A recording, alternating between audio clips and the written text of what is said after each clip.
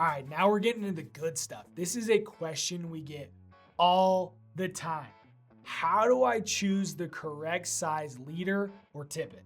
And I've broken this down into 3 plans, with plan A being the most important and plan C, it's still important, but not as important as plan A.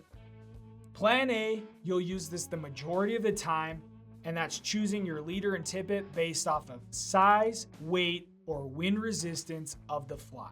Now you're gonna wanna pay attention because this is one of the most common mistakes made by beginner and even some intermediate anglers. Remember when we talked about energy transfer or that fly turning over? If you're using too small of a leader or tippet, the energy is gonna go from your arm to the fly rod, from that fly rod into the fly line, and that energy might even make it a little ways down the leader, but at some point, it's not gonna have enough mass, it's not gonna have enough energy to keep it going, and that leader's just gonna fizzle out and your fly is gonna fall flat in the process. So when choosing a leader or tippet, we need to make sure that it's thick enough to support that energy transfer throughout the entirety of the leader so that it can lay out all the way and put that fly on target. But the opposite is also true. Let's say I'm using a 2X leader on a size 20 dry fly. That super thick leader is gonna transfer too much energy and my little dry fly is gonna hit the water like it's doing a belly flop. As a general rule of thumb, when you're not quite sure what size leader or tippet to use, just take the size of the fly. So here I've got a size 12 parachute Adams. I take 12 and divide it by 3 or 4. So 12 divided by 3 is 4x, or 12 divided by 4 is 3x. Then we'll take weight and wind resistance into consideration. Because this is a lighter dry fly, I think we could go with 4x, the smaller tippet, and be just fine. Now, if it was a size 12 hare's ear, it's got that bead, it's a bit heavier, so we might need a little extra oomph to turn that fly over. So I might go with the thicker 3x for that one. And the same thing for a hopper pattern like a chubby Chernobyl. It's not very heavy, but because of its shape, the wind resistance can hold it back. So if I have a size 12, I also might go with the 3X on that one. As you start experimenting with different sizes and how it affects the casting, choosing the right size leader and tippet, it's gonna become intuitive. But there are times when we're gonna break this general rule, and that's when we'll move to plan B.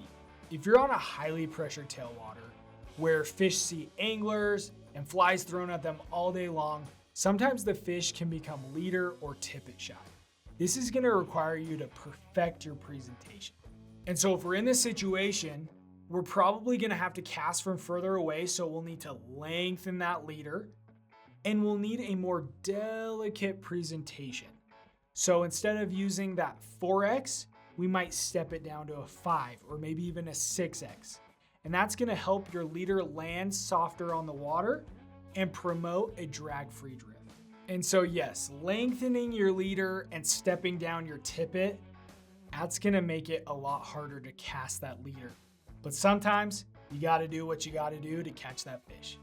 In fact, last week I ran into this exact situation. There was this big fish, slow moving water. He was sipping emergers, so I tied on a little size 16 PMD emerger, added some 5X tippet to the end of my leader. It was really long, and it took everything I had. I threw this perfect cast in there right in front of him. He came up, sipped that emerger fly. I set the hook, and then he figured out what was happening. He gave me one good head shake and snap, he broke off my fly. And so this leads us into plan C, size of the fish.